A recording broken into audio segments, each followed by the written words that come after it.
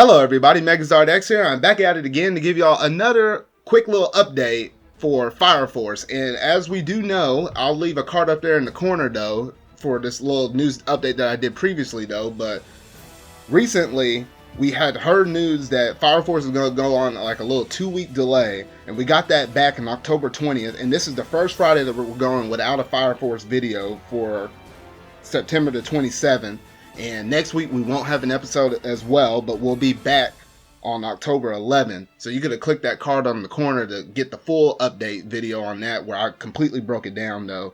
But with this being the first, week without a Fire Force episode, I thought I was in the clear and not making any Fire Force episodes. But then they go ahead and drop this new visual that they have right in front of me. And I thought it would be cool just to go over this visual, kind of go over all the characters that we do know stuff about, go over some, predictions, or just some general overall facts that we sort of kind of know about some of these new characters that are showing up and everything else in between. So I think that this will kind of make up for the lack of what would be no Fire Force content here on my channel though. So yeah, we're about to go down and break everything apart about this new visual right now. So go ahead and sit back and relax and get comfortable as we're about to get ready to go over this new visual for the second Cour of Fire Force.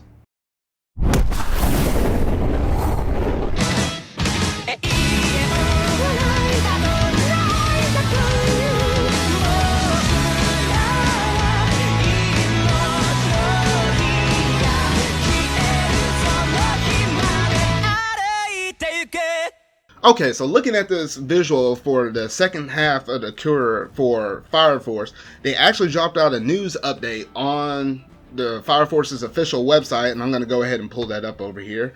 And it basically kind of gives you the breakdown of what to kind of expect for these upcoming episodes. So it reads, "We released a new visual for the second course of Fire Flame Firefighter. It is the visual that gathers the members of the 8th Special Fire Brigade and the White-Clads that cause human body ignition and create great ambitions. The second Cour," which I'm pretty sure this is all translated by Google Translate on Google Chrome, so ignore some of the hiccups that you kind of see in here and there though. But the second Cour, with the new characters appearing one after another, is scheduled to be broadcasted from the 5th episode of November 1st. So basically look forward to it. So essentially they're saying that, hey, whenever November 1st rolls around, within the second Cour of Fire Force, so this would be pretty much everything that happens after episode 12 when it does come back. On November 1st, we'll start to see all of these new characters that are showing up that is in this new visual over here. And so now I'm going to actually take the time to kind of zoom in and kind of go over some of the characters that we do know and some of the characters that we don't know too much of. So at first I'm going to go ahead and I'll recover and recap basically everybody that we do know, and then I'll start the bridge over to the characters that we don't know, and I'll save, the big important members at the very bottom being Shinra and Sho. I'll save them for last. So I'm going to go ahead and zoom in on here so we can get a better look at everything. So we're going to start over here at the very top left corner to this guy right over here, little spunky little looking afro over here, this dude right here. Now, a lot of y'all may not remember this dude because it's been several episodes ago, and he had his debut his debut in episode 3 of Fire Force, being the Rookie Fire Soldier games. And for and this is basically the scientist dude who basically created like that little black kind of ash powdery stuff and basically gave it the Joker, who he basically kind of blew up. He basically blew up the whole, the Fire Soldier rookie games, and he's basically kind of created that substance for Joker to use. And for any out of all of y'all that may have forgot what this dude is or kind of the information that he revealed, here's a little something to jog your memory. You are aware of what's going on in the world, the chaos that consumes it. The planet is in shambles. Space distorts in areas where the flames rise, carving up continents. Maps are being redrawn, and many countries that once existed have fallen. These days, there are few places where you can live a decent life, other than in the Tokyo Empire. So essentially, we knew this dude as, the person that basically also broke down everything about, not the fire soldier, basically on human combustion and how it was, as of a global threat. And he basically kind of broke everything down to us like that. So he kind of basically laid down the foundation as to, the world of Fire Force and what's going on with the spontaneous human combustion and everything else. So that's essentially the scientist in a nutshell. And so, people gather here in the relatively undamaged Tokyo, where the Holy Soul Temple and Hajime Industries have developed Amaterasu. Can we get down to it, or does the story keep going? Who can say? Personally, I would very much like for it to continue. And then moving on, then we have our common characters that we can quickly kind of go through and glance over. We basically have Maki, or not Maki, goodness. We basically have Sister Iris, and Sister Iris is, a sister that basically, does all the prayers for Fire Force, for our Company 8. And overall, I really enjoy her character. She's very nice. Hi, I'd like to thank you for helping me earlier.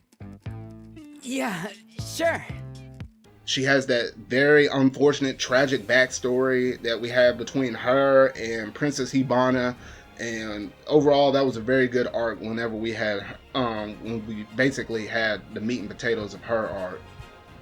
And I'm going to scroll down, I'm going to say the big captain for almost near last. But then we have down here, we have Tamaki. Tamaki is a very interesting character. For everybody to remember, I'm pretty sure no one is going to forget that very first intro whenever we first got revealed to Tamaki. Yeah! The rookie games are here! Tamaki Kotatsu, ready to kick some butt.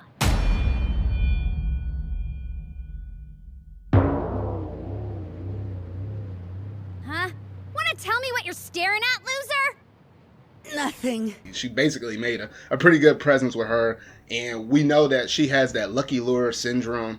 I just need a sec. Watch it! Who exactly do you think you are talking to my captain like that, you jerk? My bad. I'm sorry. Hey! What are you smiling at, creep?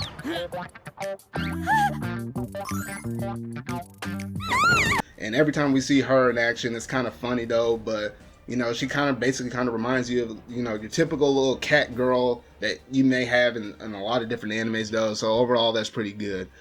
And then moving down, let's see here, we're going to tackle this boy next, Arthur. Probably one of the dumbest characters. Not the bad dummy, but the good kind of dummy, the dummy that you actually laugh at.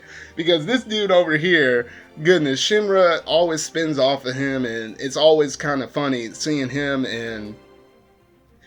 kind of react with Shinra. And he's not super bright, which actually makes his character kind of funny and kind of cool and relatable at the same time though. And overall, I've been really enjoying his character though. And the matter of fact that he got lost for such a period of time after they had that one fight with the company. It was kind of crazy how it took him that long, and he was kind of lost in the desert. Like, I don't even know what happened with that dude. And just as I'd gotten rid of Arthur, too.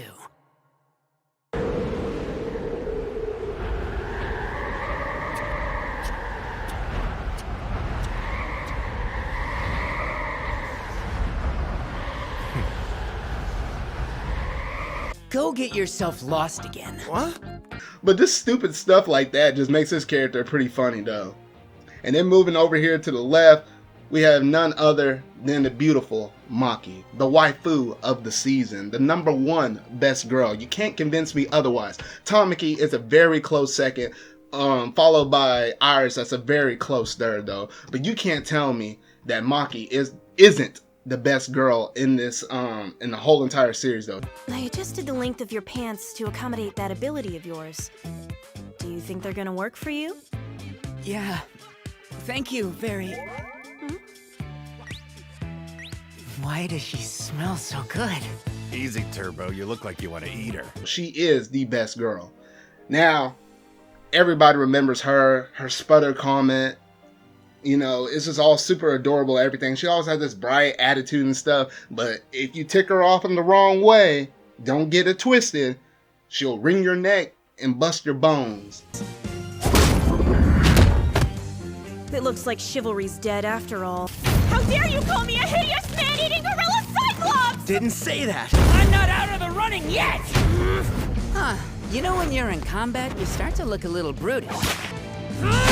No joke. But overall, I just been really enjoying Maki's character though, and I'm looking forward to more great stuff from her as we get further on along within Fire Force.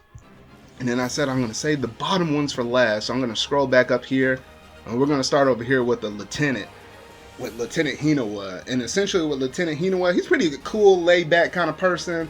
I've been really enjoying his character, you know, throughout these first 11 episodes we had so far. We just coming right off the heels of episode 11, where it kind of gave the backstory of Hinawa and kind of went further along into his character. Ashes thou wert and art, may thy soul return.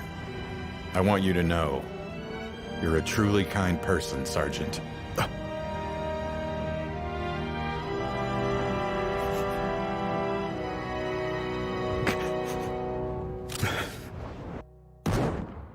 And overall, I've been really enjoying him, and he's just been kind of like, he's been kind of the one that's been holding the glue together within the whole entire Fire Force Company 8, and basically, you know, expelling fights or keeping Maki from, you know, using fire within the building and stuff like that. Though overall, just a very good and cool character as a whole.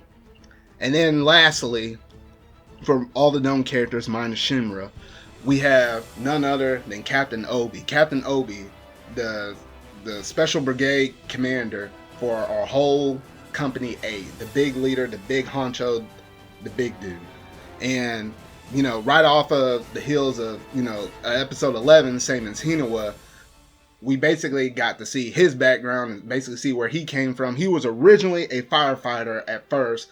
And, you know, due to all of the incidences with the human combustion and everything else kind of going around, we essentially had him say, all right, I'm basically going to make this promise, or kind of like this oath, and say, I'm going to be the one to basically get rid of all of, you know, human combustion. I'm going to find out the cause of this. I'm going to find out anybody else that's been associated with it and basically put them down and officially end this huge, you know, tragedy once and for all. It's settled. I'm gonna create a special Fire Force company. Once I'm in a position to do it, I'll fight to end human combustion. I refuse to sit back and do nothing while the world burns down around me. It might be a while, but when it happens, I'll need people like you. Soldiers who cherish life above all else. And anybody that stands in between him and his goal, he's basically going to snuff him out. And he's been the one that's been leading the charge against all of these other companies that have partially been corrupted, and kind of been associating themselves with, you know, spontaneous human combustion.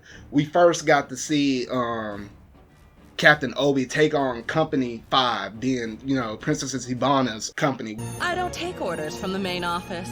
I've got a research subject to catch. The 5th is heading out. I don't care if we have to step on the 8th's toes. We will secure that infernal. Object approaching subject at high speed. From the Adola pattern, I believe it is a 3rd-generation fire soldier from the 8th. Gravel from the 8th's interfering. We basically saw him tackle that company first, and now we have Hibana safely on our side now. Basically setting her path straight. You know, with all the backstory she had with Iris, that basically, you know, unfortunately kind of put her on the wrong path. We basically have Company 5 now working with Company 8 secretly behind Hajime Industries' backs, because she still has to report back to them. And then secondly, he led the charge against Company 1.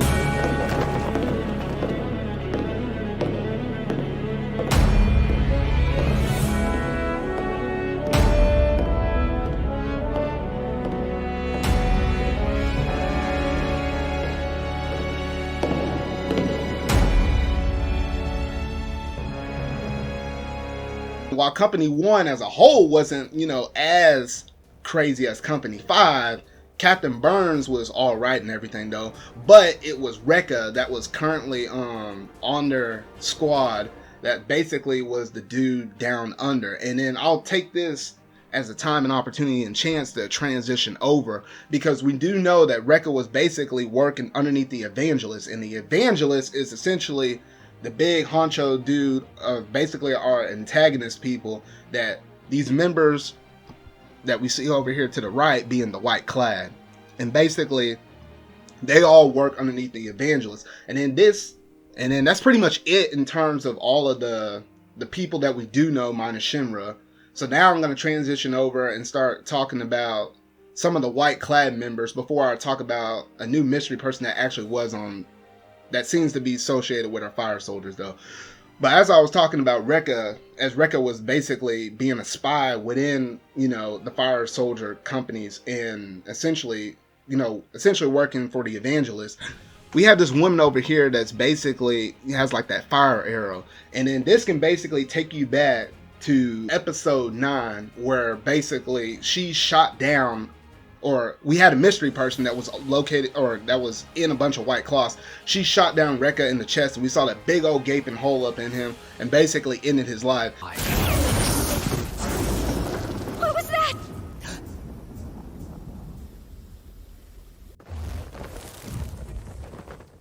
Direct hit. Hoshimiya has been eliminated.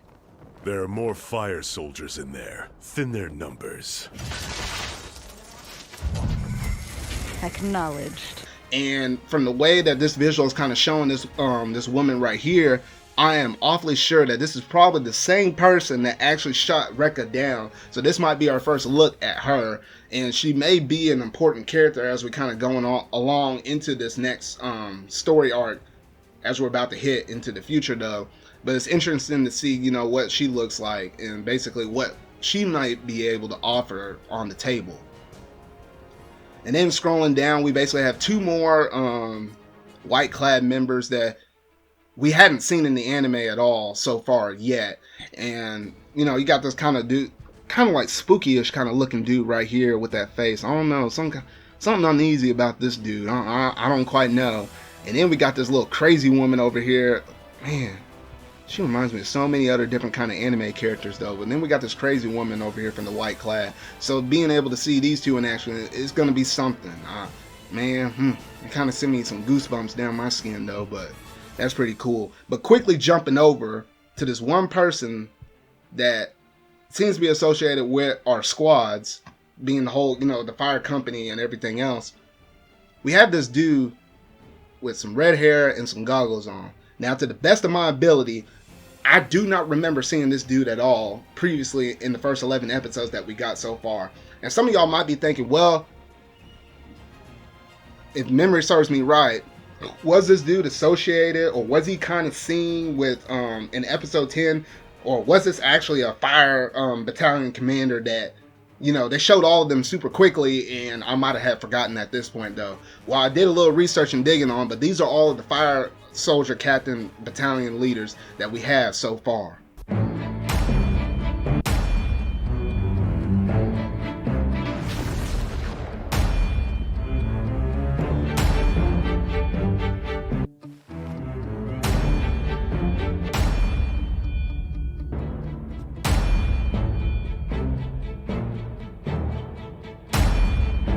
But yeah, as you saw from all of that, this dude is not associated with any of the commanders. So he's not one of the, battalion commanders that, as we know now, he's not one of them. But I don't think he was actually associated within a company that we actually have saw so far. So he could be, part of, Company 2 or Company 3 or possibly Company 6. I feel like he kind of doesn't look like a member that would be from Company 7.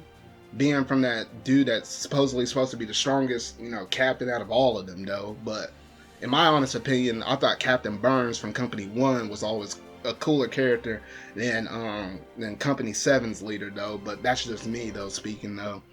But overall, this dude is a mystery new character that might be good associated on our squad. So it'll be interesting to see him whenever he finally debuts. And then lastly, in terms of the White-Clad, we have these 2 members down here to the bottom right corner, where you basically see this woman kind of similar and like, I don't know, got this little gold kind of crownish that's kind of blocking her eyes, which is kind of interesting. I guess something with her powers must allow her to basically either see, feel, or something, or maybe she's blind. We don't know yet. But it's going to be interesting to kind of see what all she's going to be able to provide on the table in terms of her character with this with her being an antagonist with associated with the White-Clad. And then we got this big, muscular, kind of bulky kind of dude over here. Man, that's one kind of mean mustache that's associated with his hair. I don't even know what you would call that in terms of a hairstyle, a facial hairstyle or whatever though. But man, this dude looks pretty cool, and he looks beefy, and he looks like he's about ready to throw down though. But not too much is known about these two members, besides the fact they're associated with the White-Clad. But yeah, I think that's pretty much all the characters, so I'm going to go ahead and zoom back out and get, the full view of everything we had so far. So we talked about, we cover all of these characters up here, there, in the middle, the White-Clad, all of that. So yeah, so that's basically all the characters we do know, as well as some of the characters that we don't know as of this moment right now though. So then now we had the very last two members and some of the most two important characters that's going to be part of this arc, being Shinra and Sho. Now starting first with Shinra, we do know him as the main protagonist of the whole entire anime so far. He's that one person that had a tragic, unfortunate incident with his childhood, and essentially he lost his brother as well as his mother due to in a fire due to somebody going, fully combustion and turning it into an inferno, which, basically costed his brother's and his mother's life. Shinra! Don't look, honey! You need to run away! Hurry! That's her eldest son, Shinra. They say he caused the fire. His younger brother Sho was burnt completely. They couldn't even find his bones. And it was really unfortunate, but it was due to that incident that Shinra was basically able to bounce back and say, you know what, I'm going to join the Special Fire Force and I'm going to fight against them, especially considering that he figured out that he was basically a third generation fire soldier that allows him to basically create, ignite, and control the fire that, is coming from his body. And we did figure out that it was basically the oxygen within their blood that actually fuels the fire for any special fire soldier. So yeah, that's Shinra as our main protagonist. We've been seeing him in nearly every single episode, and it's been really cool kind of seeing all the crazy stunts from all of the amazing animation that they've been doing so far with Shinra and everything else though. But then the big thing is, as we transition over here to the left, being this brand new character, Sho. Now, we do know previously, thanks to episode 10, that Joker basically told Shinra, hey, your little brother is actually still alive, which Shinra was basically in sort of kind of a denial so far. And essentially he said, hey, he's alive, he's doing well, but you may want to watch out because he's associated with the White-Clad. And it was, it was quite a bit for Shinra to basically take in and everything. And it took some reassurance from Lieutenant Hinawa as well as his company to make him feel better, knowing that good and well as we draw closer into this arc, he may have to challenge his brother if what Joker said is actually true. And so far we saw Sho being associated with the White-Clad near the very end of that episode 10, and it basically kind of showed him around all of those other White-Clad members, and that's essentially all we know as of this point. We will set all lost souls alight, burn the earth beneath our feet, and make this planet a flaming sun, a scorched throne worthy of God. All is in accordance with the will of the evangelist, Latom. So as we're about to draw into this brand new arc, within the next, several episodes, as it's about to get close into the Netherworld arc, we're going to basically see Shinra and Company 8 basically confront all of these White-Clad members.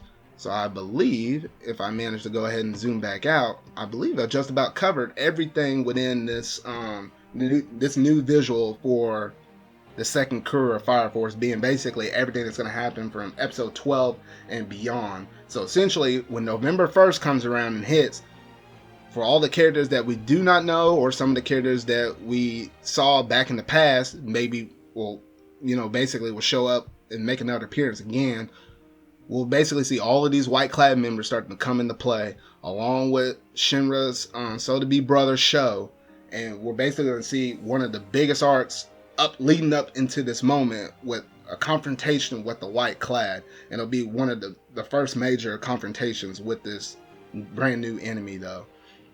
But as we draw into this new arc, will we get to see the face of the Evangelist, which as it stands now, the Evangelist basically seems to be the #1 big honcho of the whole entire White-Clad and everything else.